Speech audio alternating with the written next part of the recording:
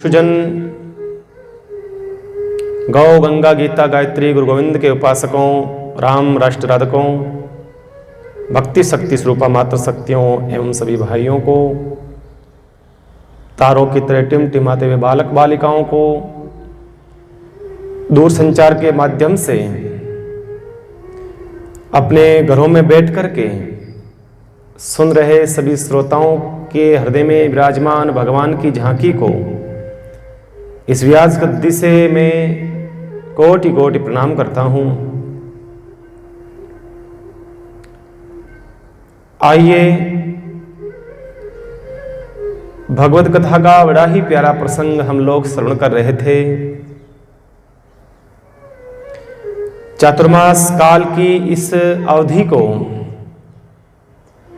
हम सार्थक करने का पुरुषार्थ कर रहे हैं।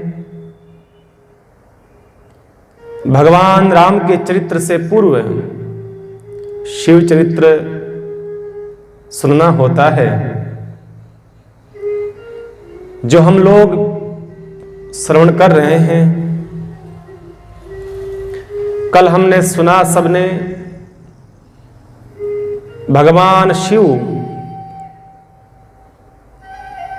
जब से सती ने अपने पिता के यज्ञ में जाकर के अपनी देह को भस्म किया है, तब से शंकर भगवान बस यत्र तत्र घूमते रहते हैं, एक जगह स्थिर नहीं रहते, मन नहीं लगता है। मैंने पहले भी कहा था कि जीवन में दोनों का होना आवश्यक है, श्रद्धा एवं विश्वास। सिर्फ और सिर्फ अकेला विश्वास रहेगा तो भी काम बनेगा नहीं। शंकर भगवान विश्वास है, मां पार्वती श्रद्धा है।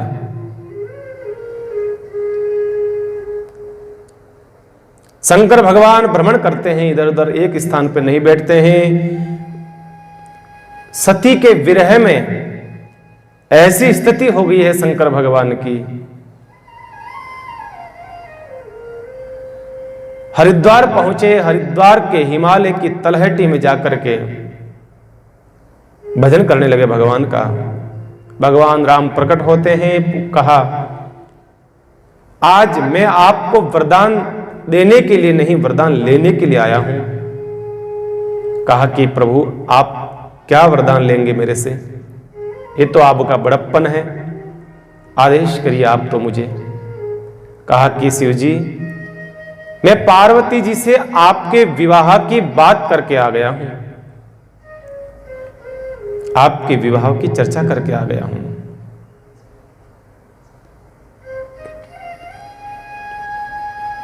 शंकर भगवान ने कहा, क्यों संसार में वापस मुझे ढकेलते हो? आपको अच्छा नहीं लगता है सुखी इंसान है? अच्छा भला खासा बेटा हूं मैं, क्यों मुझे वापस संसार में आप डाल रहे हो? का नहीं, आप जैसे महापुरुष, आप जैसे परमात्मा अगर गृहस्थ जीवन में आएंगे तो गृहस्थ लोगों को शिक्षा मिलेगी। देखिए, महापुरुषों से ही हमें शिक्षाएं मिलती हैं, भगवान से ही हमें शिक्षाएं मिलती है कि गृहस्थ जीवन कैसा होना चाहिए। गृहस्थ जीवन सिर्फ भोग के लिए होता है या योग के लिए भी होता है, ये कौन सिखाएगा? हमने इस गृहस्थ जीवन को पूर्ण रूप से भोग में समझ लिया। हमने क्या समझ लिया कि ये किस लिए मिलता है?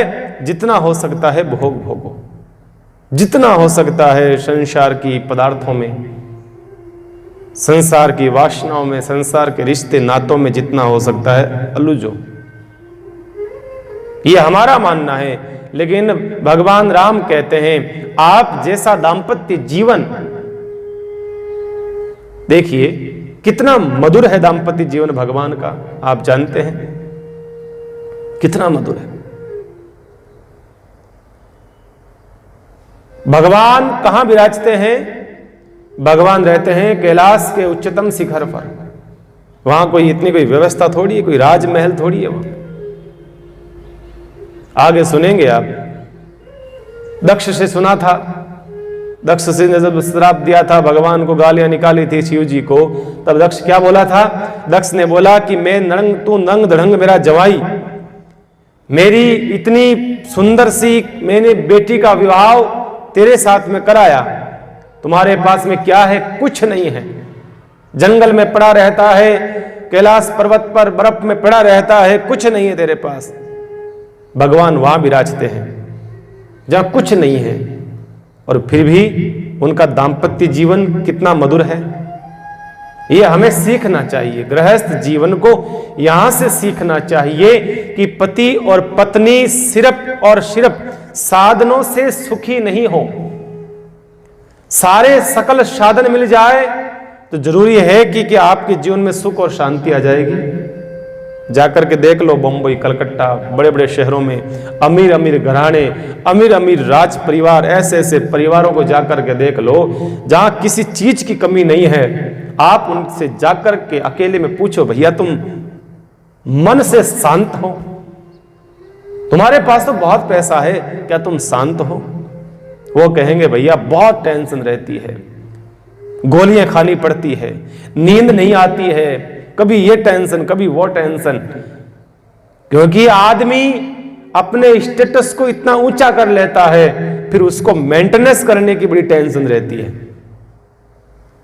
आदमी को स्टेटस अपने ढंग से बनाना चाहिए जहां आदमी सुखी रह सके। उसको बनाए रखने के लिए वहां तक फिर उसका बड़ा दुखी जीवन हो जाता है। और उसके अलावा आप किसी गांव में जाइए, किसी खेत में जाइए, खेत में बनी हुई झोपड़ी में जाइए और वहां एक किसान काम करता है, खेती का 2 टाइम अपना भोजन करता है और खेती में काम करता रहता है। उससे जाकर के पूछो, क्या आपको कोई टेंशन है? क्या आपको कोई बीमारी है? वो कहेगा भैया काहे की बीमारी, क्या टेंशन, कुछ नहीं है, बस 2 टाइम भोजन करते हैं और खेती में खेतीबाड़ी करते हैं, कोई चिंता नहीं है। दाम्पत्य जीवन एक तो वो भी है, एक ये भी है। फर्क ये है कि वो पैसा वाला बहुत ज्यादा है, इसके पास में पैसा नहीं है। सिर्फ पैसा होना ही अमीरी नहीं है बंधुओं। मैंने कई पैसे वालों को गरीब देखा है, कई पैसे वालों को। इतना पैसा किस काम का जो आदमी को सुखी नहीं रहने देता है। इंसानियत होनी चाहिए जीवन में, थोड़ी बहुत। शांति कैसे प्राप्त होती है? वो तो आपको सहजता में शांति होगी और सरलता में शांति होगी। कोई बहुत बड़ा दिखावा में शांति नहीं है, दिखावा में शांति नहीं है। जंगलों में कैलाश के उच्चतम शिखर पर भगवान शंकर और पार्वती जी विराजते थे, तो वहां कोई सुविधाएं नहीं थी, कोई कमरे नहीं थे, कोई एसी नहीं थी, कोई सारी व्यवस्थाएं नहीं थी, कुछ नहीं थे वहां पर। फिर भी कभी लड़ाइयां होती थी? नहीं। माधुर्य था, प्रेम था, दाम्पत्य जीवन में सुख था। और घर में ही एक दूसरे के दुश्मन बैठे थे, कभी लड़ाइयां हुई कभी? अब बताइए, शेर सबसे खतरनाक है। शेर शिकार किसका करता है? बेल का कर लेता है? और मोर शिकार किसका करता है? सांप का करता है। सांप शिकार किसका करता है? चूहे का करता है। चूहे गणेश जी के, सांप किसका? कार्तिकेय का। और सांप किसका? शंकर भगवान का, शंकर भगवान का कार्तिकेय। और मोर किसका? कार्तिकेय का। और शेर किसका? मां पार्वती का। बेल किसका? शंकर भगवान का। सब घर में एक दूसरे के दुश्मन हैं, लेकिन फिर भी दाम्पत्य जीवन इतना मधुर है, उसके कारण से ये जीव भी बड़े प्रेम से रहते हैं। इनमें भी परस्पर इतना प्रेम है, इतना प्रेम है, इतना प्रेम। गृहस्थ जीवन कोई बोझ नहीं है, ये तो बदनाम कर रखा है लोगों ने। बाकी मानो तो आप ये गृहस्थ जीवन बड़ा सुखद और सरल है, अगर मान लो तो, और नहीं मानो तो भैया बहुत मुश्किल है। 100 साल के दाम्पत्य जीवन को हमने देखा है, बड़े प्रेम से जिनका जीवन जीते थे, और हमने 6 महीने के दाम्पत्य जीवन को देखा है, 1 महीने के दाम्पत्य जीवन को देखा है, जो तलाक करने की स्थितियां आ गई है, तलाक लिया जाएगा बस। ऐसा क्यों? ऐसा इसलिए है कि हमने सत्संग नहीं सुना, हमने शास्त्र नहीं पढ़ा, हमने बड़े बुजुर्गों के पास में बैठ करके संस्कार नहीं लिए। ये हमारी गलतियां हो गई हैं। आप कितना भी भाग जाओ इस पाश्चात्य संस्कृति की ओर, लेकिन लौट करके आपको आना ही पड़ेगा सनातन संस्कृति की ओर, जहां सुख है, जहां शांति है, जहां प्रेम है, जहां करुणा है, जहां समर्पण है, जहां त्याग है। सनातन संस्कृति ऐसी है बंधु।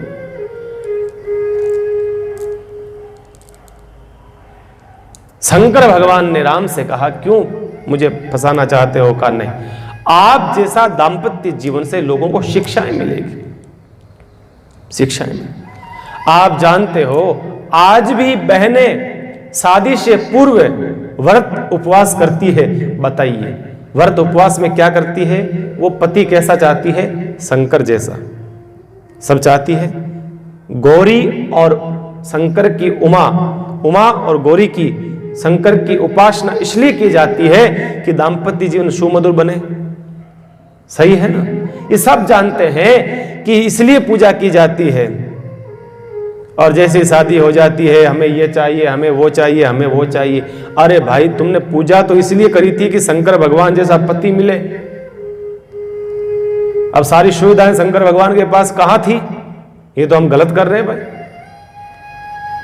जो आपने पहले कमेंटमेंट करा था, उस कमेंटमेंट के आधार पे तो आपको पति शंकर की तरह मिलना चाहिए, एकदम मस्त मौला होना चाहिए, जिसके पास कुछ नहीं फिर भी मस्त रहता हो। यही होता है ना।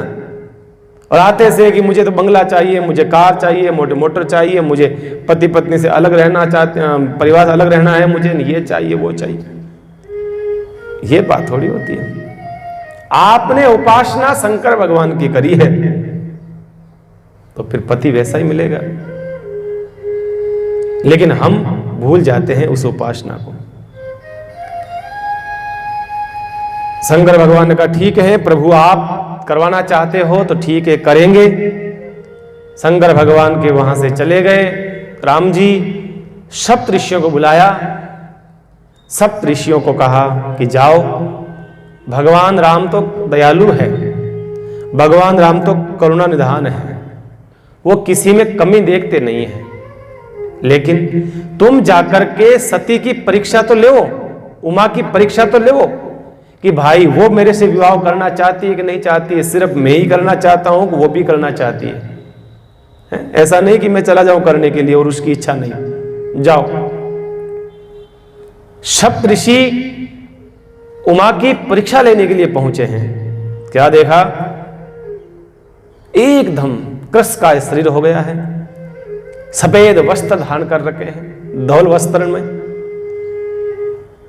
सती का चेहरा स्वरूप तेज चमक रहा है, पूरा देह उसका सूख गया है साधना करते करते।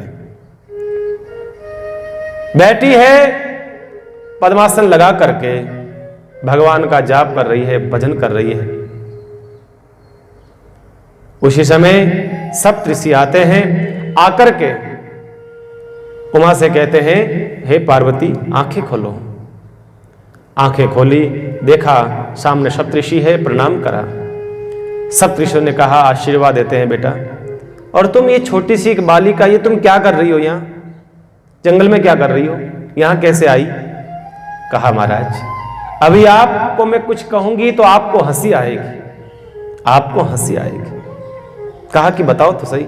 कहा कि मैं शंकर भगवान को पति रूप में चाहती हूं, इसलिए मैं भजन कर रही हूं, साधना कर रही हूं। जैसे ऐसा बोला और हंसने लगे सप्त ऋषि। कहा अरे बेटा ये तुम क्या कर रही हो? ये तुम्हें किसने बता दिया? ये शंकर भगवान को तुम पति चाहोगी? अरे बेटा तुम और शंकर भगवान को पति है क्या उसके पास में? अरे नहीं नहीं, हमने तुम्हारे लिए बहुत अच्छा लड़का देखा है, बहुत अच्छा लड़का देखा है, सुंदर भी है, सुशील भी है, परिवार भी है, और उसका घर बार अच्छा है, सुंदर है। विष्णु भगवान को देखा हमने तेरे लिए, और बेटा उनका तो अपना बहुत बड़ा परिवार भी है, और दिखने में भी सुंदर है, हर प्रकार से संपन्न है, कोई कमी नहीं।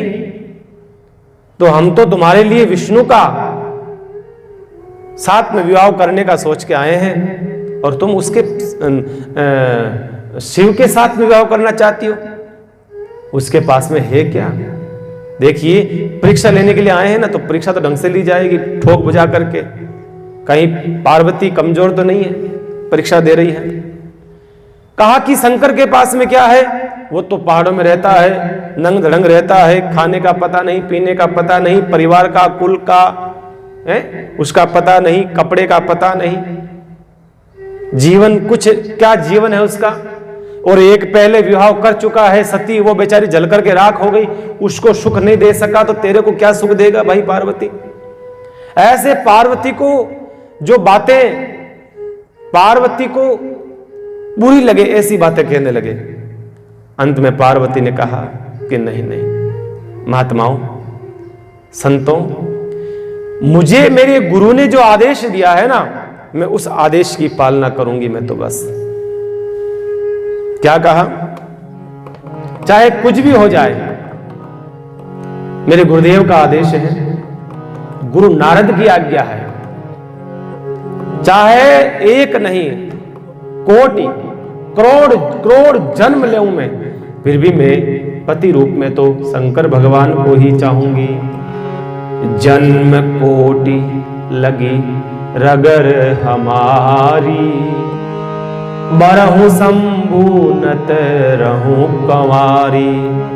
जन्म कोटि लगी रगर हमारी, बरहु शंभु नत रहूं कुंवारी।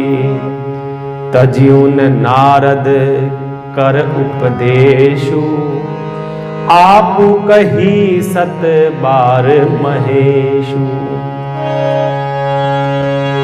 तज्युन नारद कर उपदेशु, तज्युन नारद कर उपदेशु। आप कही सत बार महेशु। पक्की भगत है। एक बात है, नारद जी का जो चेला बना ना, वो पक्का बनता है। नारद जी ने जिस किसी को भी गुरु मंत्र दिया, उसको ऐसा गुरु मंत्र दिया, ऐसा गुरु मंत्र दिया कि बस पूछो मत, पक्का चेला बन गया वो। कह दिया महाराज, मेरे एक नहीं, हजार नहीं, लाख नहीं, करोड़ करोड़ जन्म भी अगर हो तो मैं पति रूप में चाहूंगी तो शंकर भगवान को ही चाहूंगी, बस और किसी को नहीं चाहूंगी। बरहूं शंभु नत रहूं कंवारी। अगर पति होंगे तो मेरे शंकर भगवान ही होंगे, नहीं तो मैं कंवारी मर जाऊंगी, कंवारी रह जाऊंगी। मैं किसी और के साथ विवाह नहीं करूंगी, क्योंकि तजौन नारद कर उपदेशु, मैं अपने गुरु की उपदेशों को त्याग नहीं कर सकती,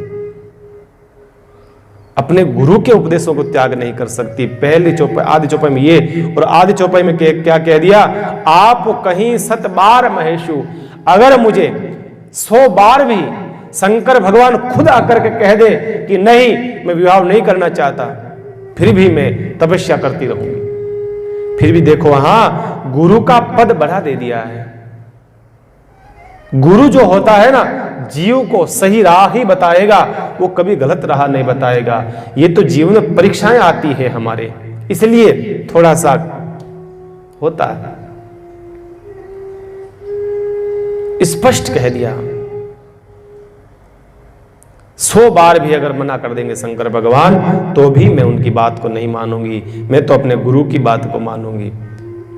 अंत में परेशान होकर के पहले तो समझाया, नहीं समझी पार्वती, फिर आशीर्वाद दे दिया, जा बेटा पार्वती, हम तो तेरी परीक्षा लेने के लिए आए हैं, हम तेरी परीक्षा लेने आए हैं और तुम परीक्षा में सफल हुई। मेरा आशीर्वाद है, हम सबका आशीर्वाद है। तुम्हारे पिताजी हमारे साथ में आए हैं, हम लेकर के आए हैं महाराज हिमालय को, और हिमालय के साथ में बेटा तुम जाओ, तुम्हारी साधना पूर्ण होती है, तुम्हारी परीक्षा भी तुम पास हो गई, अब जाओ। हिमालय अपनी पुत्री को लेकर के पुनः पधारते हैं। इधर शंकर भगवान के पास में आए। सप्तऋषि आकर के कहा, प्रभु पार्वती जी तो अपनी प्रतिज्ञा पर अटल है, सत्य प्रतिज्ञा है, वो प्रतिज्ञा से डिगने वाली नहीं है। विवाह तो करेगी तो आपके साथ में ही करेगी, और सारी कथा पार्वती जी की सारी कथा सुना दी। जैसे जैसे कथा सुनते गए वैसे वैसे शंकर भगवान की तो समाधि लगती गई, समाधि लग गई शंकर भगवान की। आप जानते हो शंकर भगवान की समाधि लगी तो लगी फिर तो हजारों साल। जैसे शंकर भगवान की समाधि लगती है उसी समय क्या होता है, एक राक्षस उत्पन्न होता है जिसका नाम था तारकासुर। तारकासुर नाम का दैत्य उत्पन्न हुआ। तारकासुर कौन? उस तारकासुर सूक्ष्म रूप से हमारे भीतर भी बैठा है, हमारे सबके भीतर भी एक तारकासुर है। तारकासुर आप कहेंगे महाराज हमारे भीतर कहां है? तारकासुर उसे कहते हैं बंधुओं, जो बात करते करते तर्क करते करते असुर का रूप धारण कर ले, गुस्सा आ जाए, असुर बन जाए। हमारी बात ऐसे है, हम कह रहे हैं जो सच है, बात का करते करते तर्क में परिवर्तन हो जाए, असुर की तरह वृत्ति हो जाए, उसे तारकासुर कहा गया है। उससे वार्ता शास्त्र सम्मत होनी चाहिए, कोई भी वार्ता शास्त्र सम्मत होनी चाहिए, शास्त्र विरुद्ध नहीं होनी चाहिए। और किसी भी बात को हम तर्क वितर्क कर सकते हैं, पर तर्क कुतर्क नहीं करना चाहिए। हम क्या करते हैं, तर्क कुतर्क करने लग जाते हैं, वो गलत हो जाता है, वो नहीं होना चाहिए। और अब तारकासुर को मारने का वरदान भी क्या था? किससे मरेगा वो मरेगा, ब्रह्मा जी ने ऐसा वरदान दे रखा था कि तारकासुर मरेगा तो सिर्फ और सिर्फ भगवान शंकर के शुक्राणु से, शुक्र से उत्पन्न हुआ बालक, उसके हाथों से ही तारकासुर का वध होगा। अब बताओ, अब शंकर भगवान का तो विवाह भी नहीं हुआ, विवाह नहीं हुआ तो बेटा कहां से होगा, और तारकासुर कैसे मरेगा? बड़ी समस्या तो ये हो गई। पहले तो उनका विवाह होना जरूरी था ना। अब तारकासुर ने तो पूरे त्रिलोकी को परेशान कर दिया था, सबको, देवताओं को मारने लगा, पाप करने लगा, अत्याचार करने लगा, जो आया उसको मारा। इतना ज्यादा पाप बढ़ गया तारकासुर का, सारे देवता विष्णु भगवान के पास में गए, ब्रह्मा जी के पास में गए, प्रभु बचाओ तो सही, रक्षा करो, ये तारकासुर मार देगा, बहुत खतरनाक है। कहा कि भाई ये तो भाई शंकर भगवान के बेटे से ही मरेगा। कहा कि वो तो ठीक है, शंकर भगवान का बेटा कार्तिकेय, कार्तिकेय ही मार सकता है। कार्तिकेय मतलब पुरुषार्थ। व्यक्ति के जीवन में विश्वास और श्रद्धा होगी तो पुरुषार्थ का जन्म होगा, फिर विवेक का जन्म होगा, मानो गणेश जी का। इसलिए भाई मैं क्या कर सकता हूं, समाधि खुलवा दो और मर जाएगा। अब समाधि कौन खुलवाए, किसकी हिम्मत? शंकर भगवान की समाधि अपने आप खुलती है, कोई खुलवा नहीं सकता है, कोई नहीं खुलवा सकता, ऐसी समाधि लग जाती है। तो कहा क्या करें? देवताओं ने बुलाया कामदेव को। कामदेव बुलाकर कहा भैया एक काम आया है। कहा कि क्या? कहा कि तुम्हें शंकर भगवान की समाधि खोलनी है। कहा भाई मैंने तुम्हारा क्या बिगाड़ा, और कोई सजा हो तो मुझे दे दो, मारना है तो ऐसे ही मार दो, भगवान शंकर की समाधि खोल के मुझे क्यों मरवाना चाहते हो? देवताओं ने कहा देखो ये परमार्थ का काम है, अगर तुम नहीं जाओगे, वो समाधि नहीं खोलेंगे, विवाह नहीं होगा, विवाह नहीं होगा तो कार्तिकेय का जन्म नहीं होगा, कार्तिकेय का जन्म नहीं होगा तो तारकासुर कैसे मरेगा? तारकासुर नहीं मरेगा तो ये सबको हमें मार देगा। इसलिए तुम परमार्थ का काम करने जा रहे हो, तुम अकेले मरोगे तो क्या हो गया? तुम्हारे मरने के बाद में तुम्हारे जो बलिदान को लोग याद रखेंगे, तुम्हारी जगह जगह मूर्ति बनवा देंगे, तुम्हारा नाम रोशन हो जाएगा। ऐसे ही कर देंगे। अभी तो तुम सिर्फ एक रूप में विराजमान हो, फिर तुम सबके अंदर सूक्ष्म रूप से काम के रूप में विराजमान हो जाओगे। हर जीव में तुम विराजमान होगे। काम जो है ना हर जीव में रहता है। इसलिए तुम जाओ। तैयार हुआ, का ठीक है। अपनी सेना को लिया, 5 बाण लिए हैं। बाण कह का है? फूल का बाण। कौन सा? ऐसा वैसा बाण भी नहीं, फूलों का। फूल से मारेंगे। 5 बाण लिया और आकर के एक नीम का जो वृक्ष था, उस नीम के पत्तों के बीच में बाणासुर कामदेव बैठ गया और देखा शंकर भगवान समाधि में है। शंकर भगवान के वक्ष स्थल को देखा और जैसे ही वक्ष देकर कर मारने लगा, उसी समय पूरी धरती के ऊपर महाराज काम ही काम छा गया। चारों ओर काम ही काम उत्पन्न होने लगा। नदियां जाकर के समुद्र से मिलने लगी। काम वासना उठ गई उनके अंदर भी। ऐसा काम ने प्रभावित किया सबको, कोई बच नहीं पाया। इतना तलैया जाकर के तालाबों से मिलने लगे। जीव जंतु सब में काम समाहित हो गया। लताएं पेड़ों से लिपटने लगी। कामाशक्त हो जाता है पूरा माहौल। काम इतना प्रबल होता है बंधुओं, कोई बच नहीं पाया धरती पर, कोई नहीं बच पाया। चारों ओर काम वासना से। तो किसी ने पूछा कोई तो बचा होगा? अरे ये तो नहीं है कि सबके सब काम वासना युक्त हो गए का, नहीं, कोई तो बचा होगा ना। तब तुलसीदास जी लिखते हैं, हाँ बचे थे। कौन? कहा जय राखे रघुबीर तेहि उवर तेहि कामना। बचे थे। कौन बचे थे? जय राखे रघुबीर, जिसके ऊपर भगवान की कृपा थी, जो भगवान का भक्त था। देखिए काम जो होता है ना सबके ऊपर अपना प्रभाव छोड़ता है, चाहे कोई भी क्यों ना हो। पर एक काम किसको नहीं सताता है? काम एक बालक को नहीं सताता है। छोटा बालक होगा ना, बिल्कुल छोटा सा, उस बालक को काम नहीं सताता है। बुढ़े को भी काम सताता है। उम्र हो जाती है तो क्या हुआ, मन और हड्डियां तो बुढ़ी नहीं है ना। काम बुढ़े को भी सताता है, बालक को काम नहीं सताता है, और भक्त को काम नहीं सताता है। भक्त भगवान के पास में जब जाता है ना, बालक की भांति जाता है और बालक की तरह रोता है भगवान के सामने, तो काम बालक को और भक्त को नहीं सताता है। आया कामदेव, आ करके बाण को लगाया। जैसे ही लगाया और फूलों के उस बाण से भगवान के सीधा वक्ष स्थल पर मारे हैं 5 बाण। जैसे ही 5 बाण लगे हैं, शंकर भगवान आंखें खुली हैं।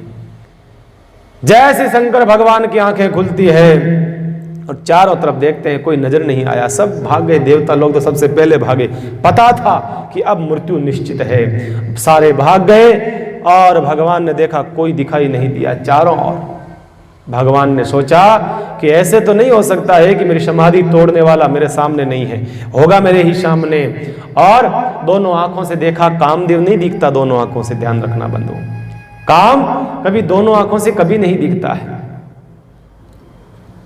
काम को देखने के लिए तीसरा नेत्र खोलना पड़ता है, तृतीय नेत्र खोलना पड़ता है, जो हमारे कहां होता है? यहां भ्रुकुटी के बीच, बीचों बीच होता है तीसरा नेत्र, दोनों आंखों के बीच में। यहां पर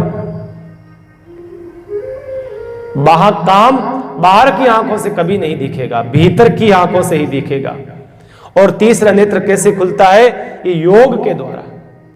जिसको योग की शिक्षा आती है ना, वो तीसरा नेत्र खोल सकता है, बाकी किसी से नहीं खुलने वाला है। और भगवान शंकर ने तीसरा नेत्र खोला। जैसे ही तीसरा नेत्र खोला और प्रलय आने की स्थिति हो गई, चारों ओर जल करके राख हो जाते हैं जो भी था सामने। और कामदेव छुपा पड़ा था आम के वृक्ष के पत्तों में।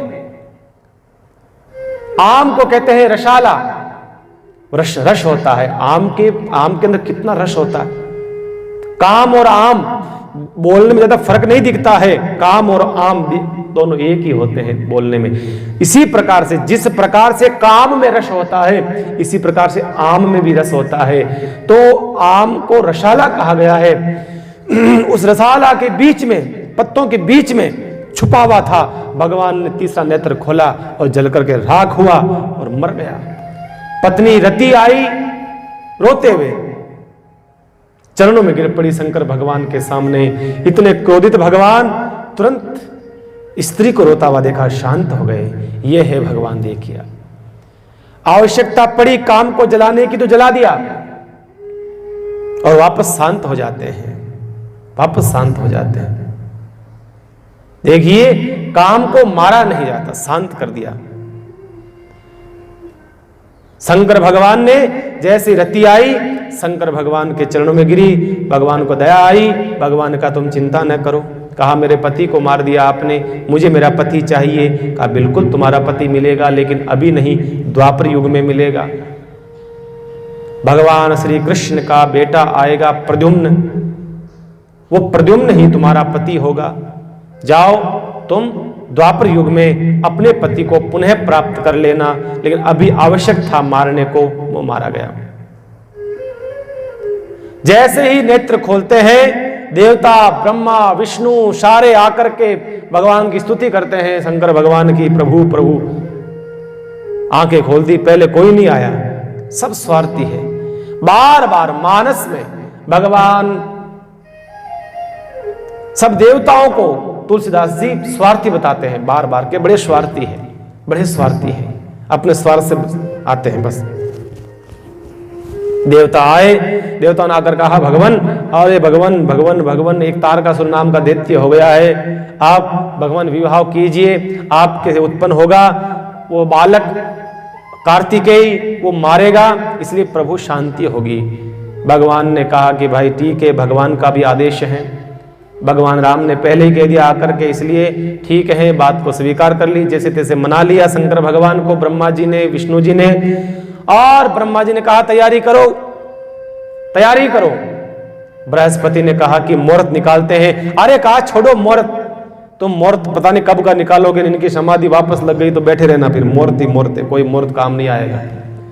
जल्दी शादी की तैयारी करो। कहा कि कब करे, कल ही करो, शुभ काम में देरी नहीं, कल ही करो फटाफट। देवता भागे सारे, तैयारी करने लगे। अब शादी तो शंकर भगवान की, देवता क्या तैयारी करने लगे, देवता तैयारी कर रहे हैं। देवता क्या करने लगे, नए नए कपड़े पहनने लगे, गहने गांठे पहनने लगे, मुकुट को सही करने लगे, अपना सारा साज सज्जा तैयारी करने लगे। स्वार्थी है ना, देवता तो स्वार्थी है। अब दुल्हे से कोई मतलब नहीं, उनको पता है कि दुल्हे राजा के ना तो कोई बुआ है, ना कोई बहन है, ना कोई ताई है, ना कोई चाची है, ना कोई भाभी है, कोई नहीं है। बेचारे दुल्हे को कौन सजाएगा, देवताओं को कोई मतलब नहीं है। देवता तो अपना काम संभालने में लगे हैं कि अपने को तारकासुर मारना है, बस शादी करेंगे, तारकासुर मरेगा, अपन सुखी रहेंगे। शंकर भगवान बेचारे बैठे मुंह लटका कर। गण आए, बरंगी ने आकर के, नंदी ने आके कहा महाराज क्या हुआ, शादी है आपकी? कहा हाँ भाई शादी तो मारी घनी है, पर काई काम रही, लोग सजे हमारे शादी रे मायने, मन तो कोई नहीं सजा रही, आप चिंता मत करो, मैं हानि। अरे वो क्या सजाएंगे देवता, हम सजाते हैं, आपको चिंता काहे को कर रहे हो, आओ। अब महाराज गणों ने कहा प्रभु, कहा तुमने कभी दुल्हे को सजाया? अरे महाराज क्या बात करते हो, दुल्हे को सजाया कैसे नहीं है, हमने तो कई दुल्हे बना दिए और कई बिगाड़ दिए महाराज, बर्बाद कर दिया, भूत प्रेत पिशाच है हम। कई दुल्हों को तो घोड़ी पे चढ़े हुए दुल्हे को ऐसा पटका महाराज, हमने तो पूछो मत। कहते हैं ना कई लोग भाई, कहते हैं दुल्हे को नजर लग गई, घोड़ी पे बैठा था, उसको नजर लग गई, उसको इलाज हुआ था। वो कुछ नहीं, वो भूत प्रेतों का ही साया है। भूतों ने कहा शंकर भगवान कैसी बात करते हो, हमने दुल्हे बहुत बनाए और बहुत बिगाड़ दिए, और कईयों को तो ऐसा पछाड़ के पटका है ना घोड़ी से, आप चिंता मत करो, हम आपको सजाएंगे एकदम बढ़िया। कहा कि कैसे सजाओगे? कहा कि इधर आओ, बैठो। शंकर भगवान को बिठाया है, शंकर भगवान को बिठाया।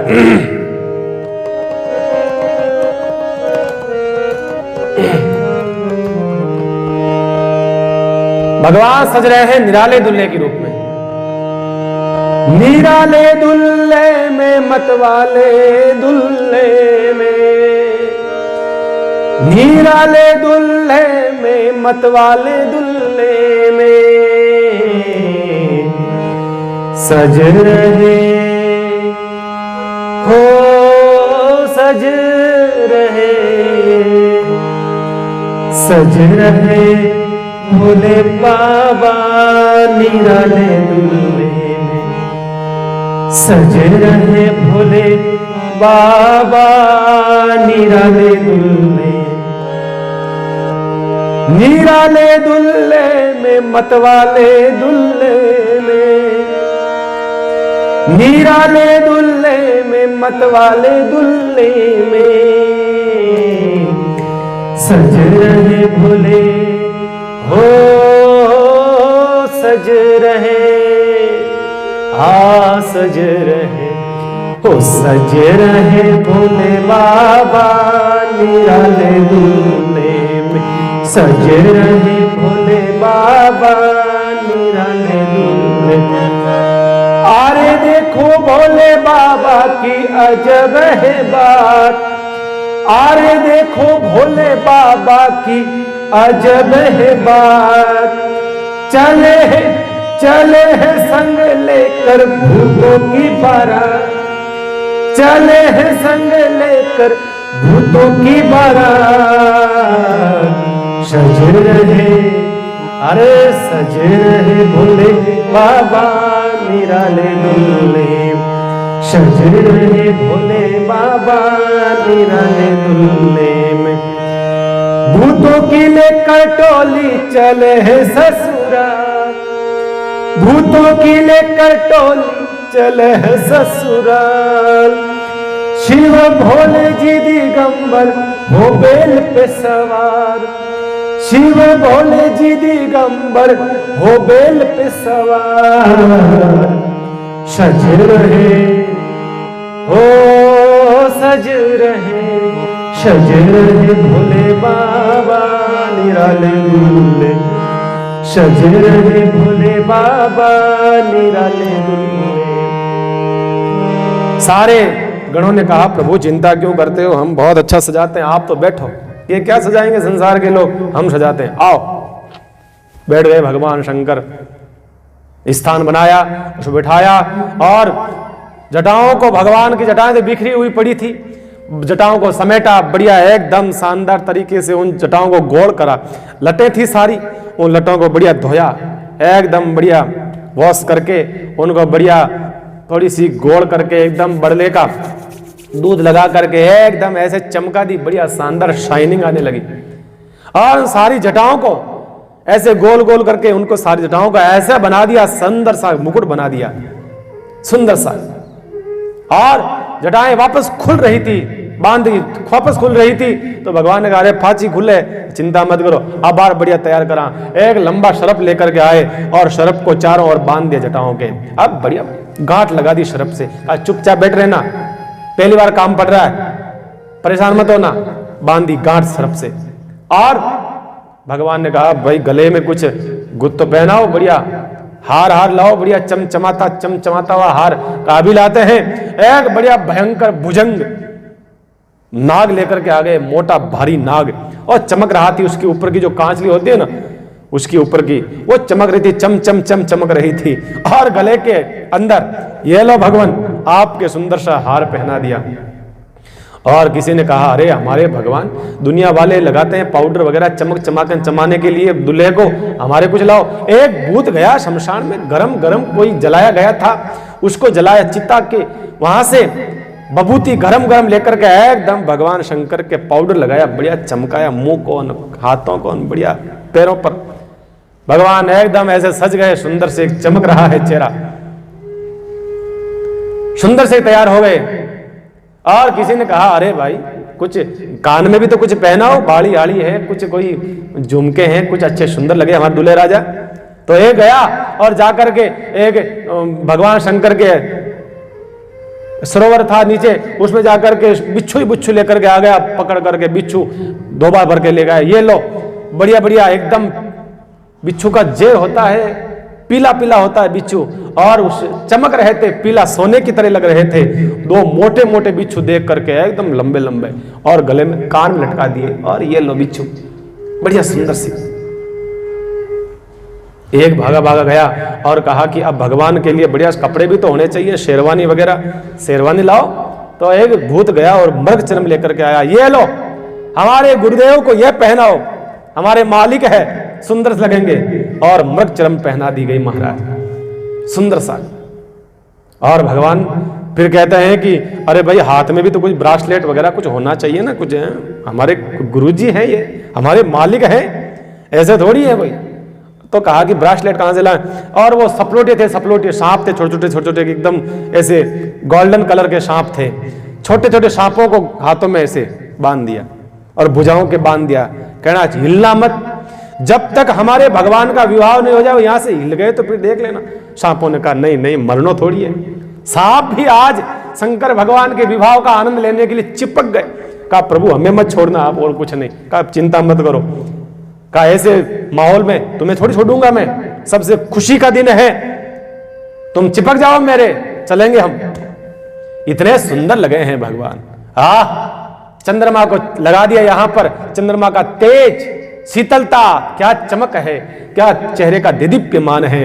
और भगवान के बड़ा ही सुंदर तिलक लगाया है। ऐसा भगवान का तिलक लगा करके भगवान को सजा करके बिठाया, कहीं नजर नहीं लगे भगवान को। एक भूत गया, एक मुर्दा जल रहा था, उसकी लकड़ी अर्ध जली लकड़ी थी, कोयला बन गई थी, उस कोयले को लेके आया और थोड़ा सा लगा करके नजर न लग जाए प्रभु आपको, क्या सुंदर लग रहे हो, हमारे ठाकुर नजर लग जाए, हमारे परमात्मा को नजर लग जाए। और भगवान को काला टीका लगाया गया, और भगवान के हाथ में एक हाथ में तलवार होती है ना, वो क्या होता है दुल्हे के, उसकी जगह त्रिशूल को दिया, और एक हाथ में रुमाल लगता है, लड़का रुमाल लगता है, तो दिया, दे दिया भगवान के डमरू का, ये डमरू पकड़ो आप। और कहा घोड़ी लाओ, घोड़ी का, घोड़ी यहां कोई घोड़ी नहीं है, ला करके आए नंदी को सजा करके, बढ़िया सुंदर नदी को सजा दिया, ला करके खड़ा कर दिया। भगवान ये लो, आप इस पर बैठोगे, आप यहां बैठोगे आप। एक भूत ने कहा प्रभु एक बार शीशा देख तो लो, आप कितने सुंदर लग रहे हो, एक बार कितने सुंदर लग रहे हो आप। इतना सुंदर भगवान के आभूषण है। देखो बंधुओं, ये भगवान ने ऐसे आभूषण क्यों पहने आपको पता है? भगवान दुनिया वालों को बताना चाहते हैं बंधुओं, जटाएं क्या है ये? जटाएं ये आहल जंजाल है।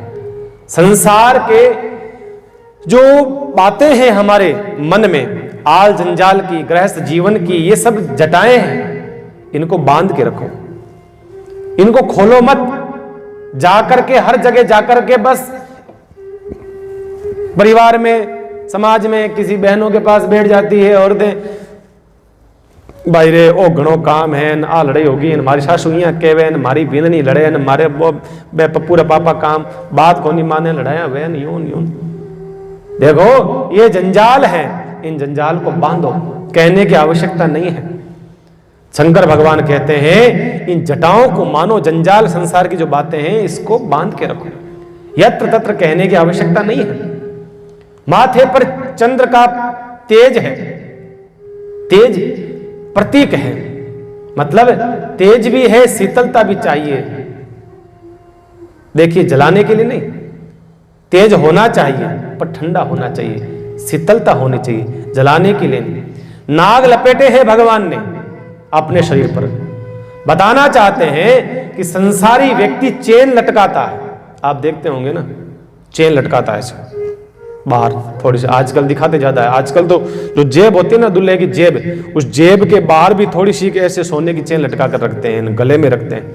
भगवान कहते हैं ये जो सोना बाहर का दिखता है ना, ये बड़ा खतरनाक होता है बंधुओं, बड़ा खतरनाक होता है ये सोना। ज्यादातर दिखाने के लिए पहनते हैं और कुछ नहीं, ज्यादातर लोग सोना बस दिखाने के लिए। हम देखते हैं शादियों में, देखते हैं माताएं बहनें सोना पहनती है, महाराज आधा 2 किलो सोना पहन करके आती है, सिर्फ दिखाने के लिए और कुछ नहीं है बस। और जब वो खो जाता है ना, फिर देखो आप क्या दशा होती है, क्या दशा होती है, पूछो मत। शिव कहते हैं कि सोना पहनो पर आसक्त मत हो जाओ, आसक्त मत हो जाओ, नहीं तो यही नाग बनकर के डसेंगे, ध्यान रखना। इसलिए मैंने पहले ही नाग पहन ली। देखिए, धन में ज्यादा आसक्ति होती है ना किसी की, तो अगले जन्म में उसको श्रप बनना पड़ता है। सोने में, धन में आसक्ति के कारण से श्रप बनना पड़ता है। इसलिए ध्यान रखो, आसक्त मत हो जाओ, सोना पहनो, आसक्त मत हो जाओ। भगवान ने गले में विष रखा। विष माने क्या होता है? विष गले में रखो, हृदय में उतारोगे तो जलन होगी, बाहर निकाल दोगे तो लड़ाइयां होगी, मन में रखोगे तो तकलीफ होगी। इसलिए गले के बीच में रखो, किसी को बोलो मत, शांत रहो।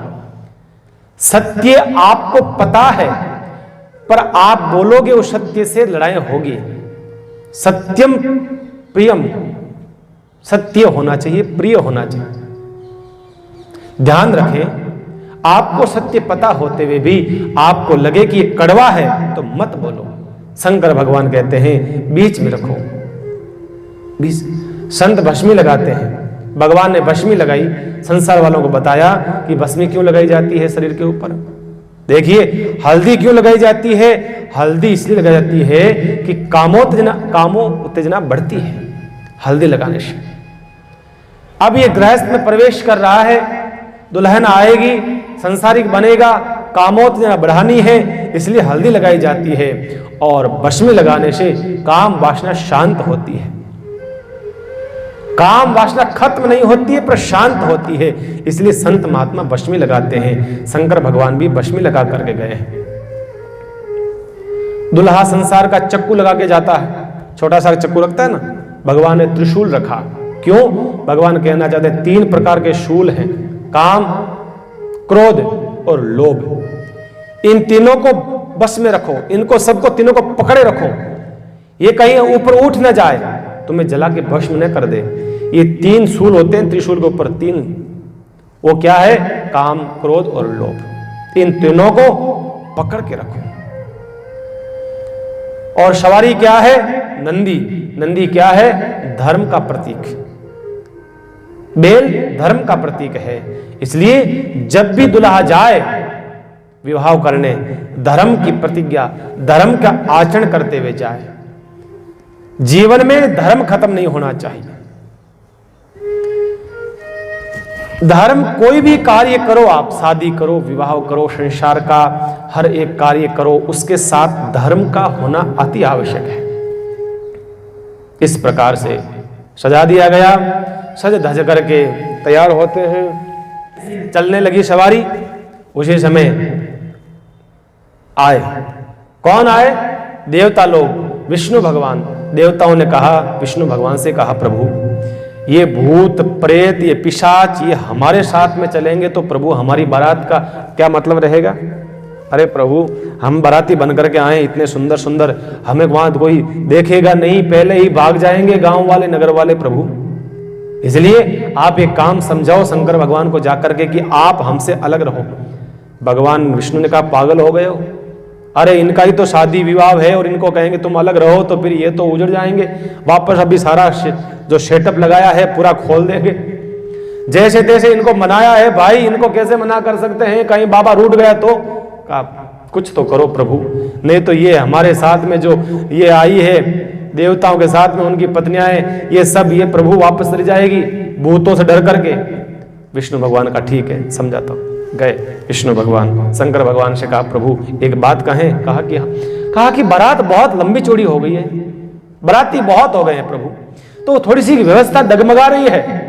शंकर भगवान ने कहा, क्यों? क्या व्यवस्था डगमगा रही है बताओ, अभी कर देते हैं व्यवस्था, ठीक, अभी बुलाते हैं भूतों को। कहा नहीं नहीं, ऐसे नहीं कह रहे हैं, जरा लंबी ज्यादा हो गई हमारी, ये जो है बाराती बहुत ज्यादा हो गए हैं, तो ये काम क्यों नहीं करते हैं? कहा कि क्या अलग अलग टोली बना लेते हैं और हर एक टोली का कोई ना कोई गण उनको संभाल लेगा, तो हम सब टोली के साथ में जाएंगे तो और अच्छा रहेगा। भगवान समझ गए, मन ही मन समझ गए कि ये विष्णु भगवान गेम खेल रहे हैं, हमारे को अलग करना चाहते हैं ताकि इनको शर्म नहीं आए। ठीक है, कोई बात नहीं, चले जाओ, हम भी देखते हैं तुम कैसे जाते हो। शंकर भगवान ने कहा हाँ ठीक है विष्णु भगवान, आप जैसा कह रहे हो। तो क्या करा, विष्णु भगवान ने देवताओं की अपनी अलग टोली बना ली, इंद्र को अलग देवताओं को बना दिया, वरुण को अलग बना दिया, जितने देव थे सबको अलग अलग अलग टोली के नायक बना दिया, और वो टोलियां आगे निकलने लगी, सब आगे चले गए। विष्णु भगवान, ब्रह्मा जी आदि देवता सारे के सारे आगे आगे, बारात तो पीछे रह गई। मुख्य जो बारात है शंकर भगवान तो बेचारे बैठे हैं शांत पीछे। 5-10 उनके बाराती थे, वो भूत, वो प्रेत, वो नंदी, वो भृंगी, वही थे बेचारे। उन्होंने कहा भगवान उदास क्यों हो गए? कहा कि क्या करें भृंगी, शादी तो हमारी है और ये चले गए आगे आगे, हमारे बाराती कहाँ हैं? भृंगी ने कहा बस ये बात है, इतनी सी बात है, अभी बुलाते हैं आपके बाराती, क्यों चिंता करते हो? और भृंगी ने बजाया शंख। शंख में आवाज बनाई भृंगी ने और बोला सुनो सुनो सुनो, हमारे मालिक घोड़ी पर बैठे हैं, विवाह होने जा रहा है, तैयारी है, निकलने वाली है बारात। और जो भी शमशानों में, मरघट में जो है, जैसा है, जिस स्थिति में है, कपड़े पहने नहीं पहने, जिस हालत में खड़ा है, आ जाओ भाग करके। और जैसे ही वो शंख की आवाज पहुंची शमशानों में, पूरे भारतवर्ष पे, धरती पे जितने शमशान थे उन शमशानों में से उठे भूत प्रेत पिशाच डाकण डाकणी शाकणी, सब उठे हैं महाराज, और भागे आए, दौड़े आए। देखते ही देखते लाखों भूत प्रेत पिशाच आ गए। किसी के तो गला नहीं, किसी के धड़ नहीं, किसी का माथा नहीं, किसी के 2 कान, किसी के 1 आंख, किसी के 4 कान, किसी के 1 हाथ, किसी के 10 हाथ, किसी के 1 पैर, कोई बिना पैरों के आ रहा है, कोई बिना हाथों के आ रहा है, कोई ही हा हु करता हुआ आ रहा है। और लाखों की लाखों भीड़ में हो गई, भूतों की प्रेतों की भीड़ हो गई। ऐसा आकर के कहा और शंकर भगवान के चरणों में प्रणाम करा, कहो गुरु क्या आदेश है, मालिक आदेश क्या है? भगवान ने कहा ओ हो, अरे बराती तो बहुत सारे आ गए। भृंगी कहा हाँ प्रभु, ये सब आपके चेले चपाटी हैं, ये सब आपके चेले हैं, ले चलो इनको भगवान साथ में। कहा चलो। चलने लगी बारात, तभी एक भूत आया, कहा रुको। कहा कि क्या, ऐसे कैसे जाएंगे? कहीं आपको कहीं ऐसा कैसा कोई नजर नहीं लग जाए, आपको कोई टोना टोटका नहीं कर दे। 1 मिनट रुको। एक भूत गया, दही जमाया था थोड़ा सा कटोरी के अंदर, वो दही लेकर गया, हमारे मालिक दही खाओ थोड़ा सा, कहीं आपको नजर लग जाए, कोई अपशुगुन नहीं हो जाए। शंकर भगवान के देखो कितना ध्यान रखे, मारो भूत कितना ध्यान रखे। भगवान दही ने थोड़ा सा चम्मच लिया, दही लिया थोड़ा सा, और भगवान का अब चले, अब तो कोई समस्या नहीं है, कहा चलो। और भूतों ने आवाज लगाई है, बम बम बम बम भोले भले कैलाशपति, आवाज लगा करके भूतों की टोली चली है महाराज। भूतों की ऐसी टोली चली है, चारों ओर भूत ही भूत प्रेत पिशाच, भगवान बीच में नंदी के ऊपर बैठे। क्या सुंदर दृश्य है, देखो भाई, देख नहीं सकते हो इस दृश्य को, बस समझ जाओ कि सुंदर है, बस देखोगे तो बचोगे नहीं। हाँ, कौन बचेगा? इधर हिमालय ने तैयारी करी, सोचा कि मेरा जवाई आ रहा है, क्या जवाई होंगे, क्या दुल्हे होंगे, राजा होंगे, क्या बराती होंगे। बड़ा प्रसन्न हो रहा था। पूरा का पूरा हिमालय सजा दिया, जगह जगह तोरण द्वार सजा दिए, जगह जगह उन्होंने पताकाओं से, बेलों से बड़े सुंदर उस पूरे हिमालय को सुंदर बना दिया, स्वागत द्वार लगा दिया। और सबसे बाहर हिमालय का जो दरवाजा था, मेन द्वार था, वहां पर हिमालय ने अपने लोगों को भेजा, बड़े बड़े बुजुर्ग लोगों को, समझदार लोगों को, सबको भेजा, जाओ बारात आ रही है, स्वागत करना। सारे लोग बढ़िया एकदम तैयार होकर के, सूट बूट पहन करके, धोती चोला पजामा एकदम छड़ी हड़ी लेकर के, एकदम चश्मा आसमा पहन करके सारे लोग आए कि अभी स्वागत करते हैं। उनको पता नहीं स्वागत रहोगे तो करोगे। सारे आए लोग अभी स्वागत करके आते हैं। बच्चों को ज्यादा शौक होता है बाराती देखने का, है बारात देखने का बहुत शौक होता है बच्चों को, बच्चे भी भागे। और जैसे ही आए द्वार के ऊपर, मुख्य द्वार के ऊपर, बाहर नगर के बाहर द्वार होता है, वहां आए, सबसे आगे चल रहे थे ब्रह्मा जी। जैसे ब्रह्मा जी आए, गांव ने कहा कि दुल्हा तो जवान था, बूढ़ा कैसे हो गया? प्रणाम करा, का महाराज आप? कहा कि मैं नहीं, मैं तो भाई ब्रह्मा जी हूं, पीछे आ रहा दुल्हा। जैसे इंद्र आता हुआ दिखा और जगह हाँ यही दूल्हा है। इंद्र के साथ में बहुत सारे देवता चल रहे थे, बीच में हाथी के ऊपर इंद्र चल रहा था, ऐरावत हाथी इंद्र चल रहा। देखा हाँ यही है, बड़ा सुंदर, कितना सुंदर है दूल्हा।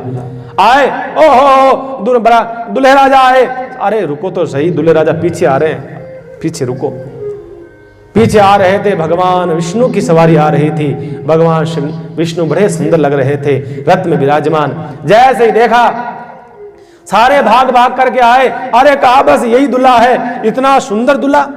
और दूल्हा इतना सुंदर, कितना सुंदर बाराती है। देवता तो वैसे ही सुंदर होते हैं, आप जानते हो, बहुत सुंदर होते हैं देवता। और विष्णु भगवान तो सबसे सुंदर है। फिर जैसे विष्णु को देखा, मालाएं, सारी जो मालाएं लाए थे पहनाने लगे। मैं पहनाता हूं, पहले मैं पहनाता हूं। दूल्हे के गला भर दिया मालाओं से। एक बूढ़ा आदमी समझदार था, उसने कहा भाई पूछ तो लो, दूल्हा यही है कोई दूसरा है, पूछो तो सही। एक बूढ़ा आदमी आया, कहा महाराज आप ही हो दूल्हे राजा? कहा नहीं सा, मैं नहीं, दूल्हा राजा तो पीछे है। कहा मैं नहीं, आप नहीं हो? कहा नहीं। कहा कि दूल्हे राजा को आप देखोगे तो बचोगे तो देखोगे। शंकर भगवान विष्णु कहने लगे शांति रखो, अभी आ रहे हैं पीछे, एक नजर नहीं आओगे तुम भैया, एक दिखोगे नहीं आप, जितने आए हो स्वागत करने के लिए। और शंकर भगवान चले हैं उधर से। भगवान शंकर भी, अदर देवताओं ने अपने अपने सारे जो भी आए थे उन्होंने अपने अपने स्थानों में चले गए। देवता लोगों का सम्मान स्वागत तो हो गया। अब आ रहे हैं पीछे लाखों ही लाखों भूत प्रेत पिशाच। जैसे ही आए द्वार के पास में और उन भूतों को प्रेतों को दूर से देखा, आवाजें आ रही थी, भयंकर रूप दिखा।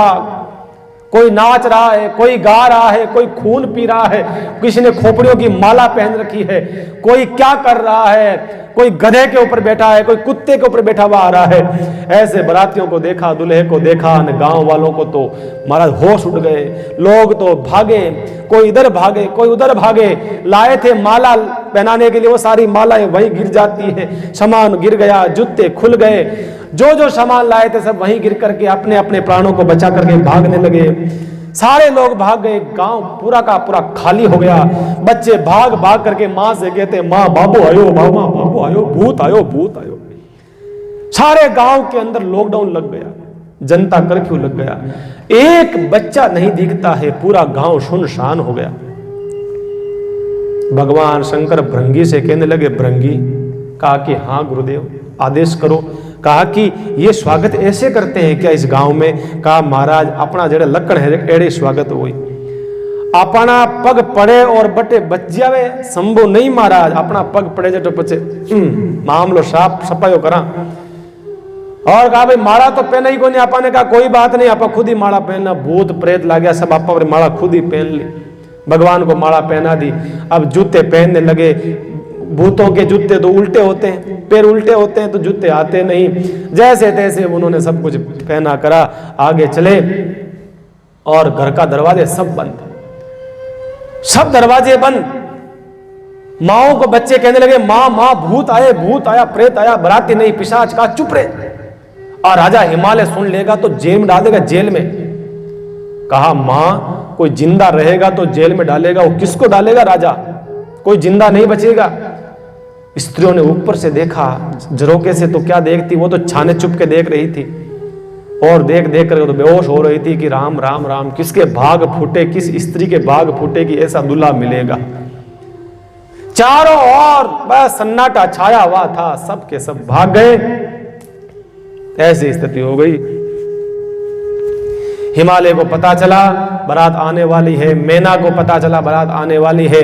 मैना को पता नहीं कि इस प्रकार के भूत प्रेत आए साथ में। मैना तो बड़ी खुश हो रही थी, अब हमारा जमाई आओ, हमारा जमाई सा आया, हमारा जमाई सा आया। और बढ़िया कपड़ा पहन प्राण, बढ़िया थाली सजाई।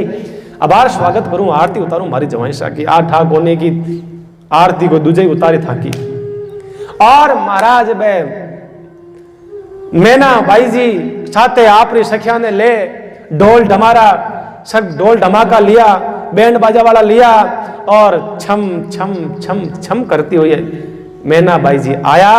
दरवाजो खोलियो, ज्यों ही दरवाजो खोलियो और सामने बारात देखी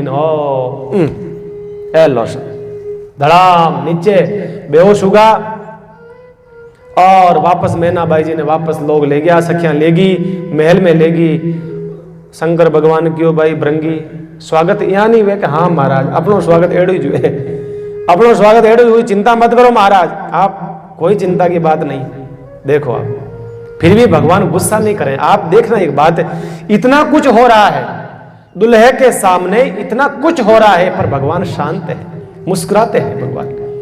बाकी अबार कोई दूसरा दुल्हा होता तो, संसार के दूल्हे कितने नखरे करते हैं, बहुत नखरे करते हैं, देखता हूं मैं कहीं जागते हैं तो अकड़ देखो उनकी अकड़ हो जाती है। ससुराल वाले जो दुल्हे के परिवार वाले आते हैं उनका देखो एटीट्यूड, हा महाराज पूछो मत, बहुत नखरे होते हैं। मैंने एक दूल्हे से पूछा कि भाई तुम शादी जब करते हो तब इतने अकड़ क्यों रखते हो, इतने एटीट्यूड क्यों रखते हो?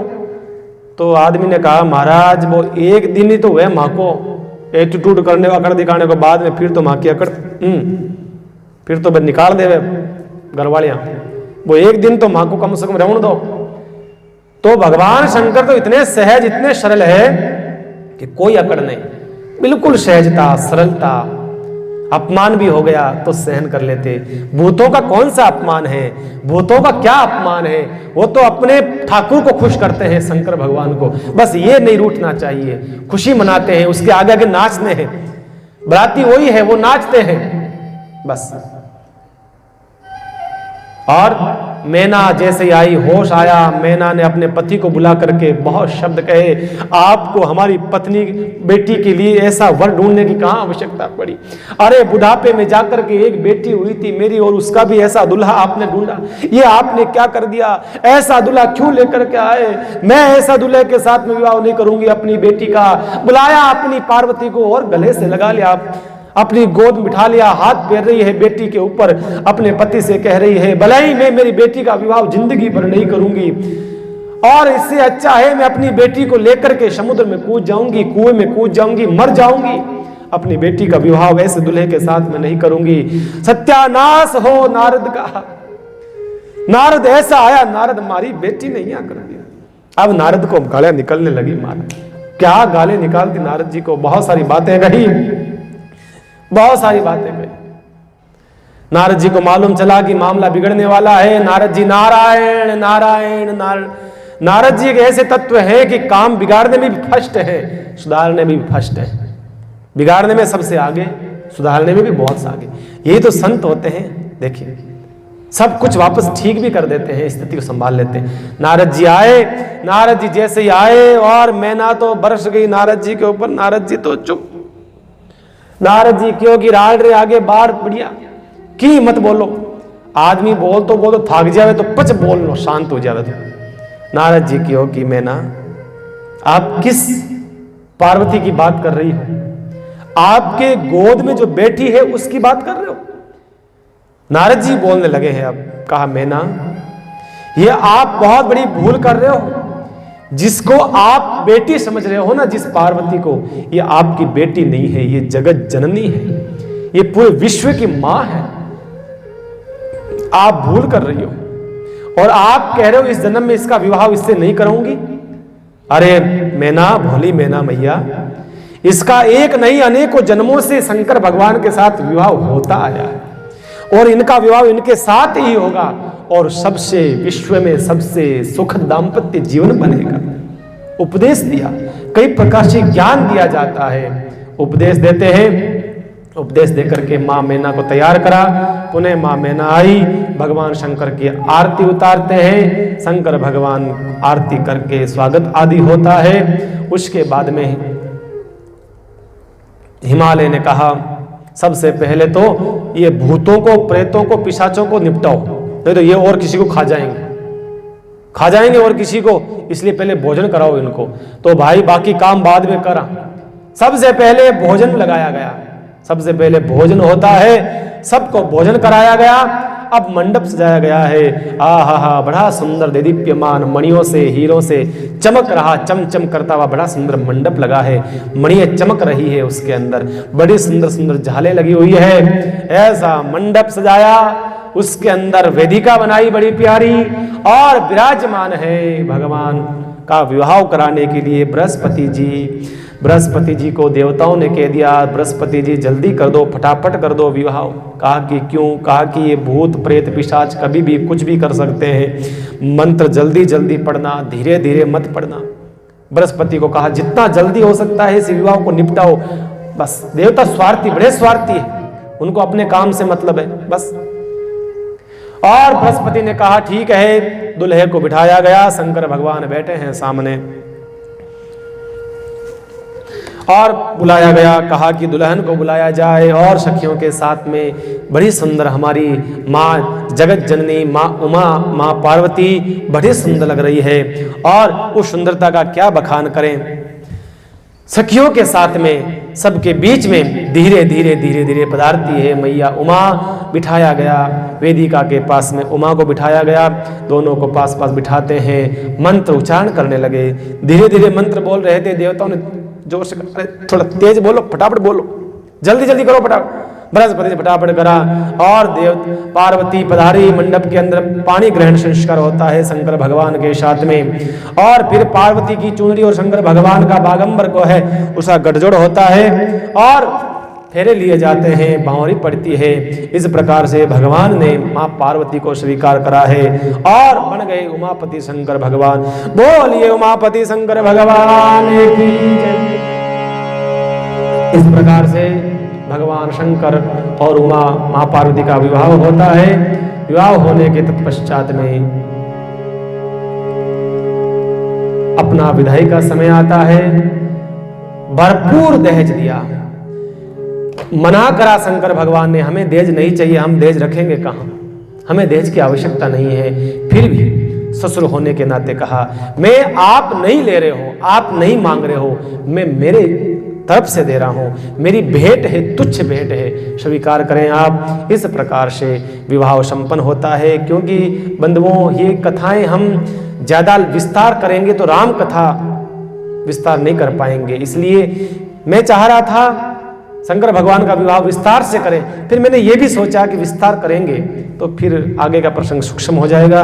फिर भी हमने इस प्रसंग को समेटने का प्रयास करा, आप सबने प्रसंग को सुना है। आइए एक बड़ा ही प्यारा शंकर भगवान के विवाहों का गीत हम गुनगुना लेते हैं, बड़ा ही प्यारा।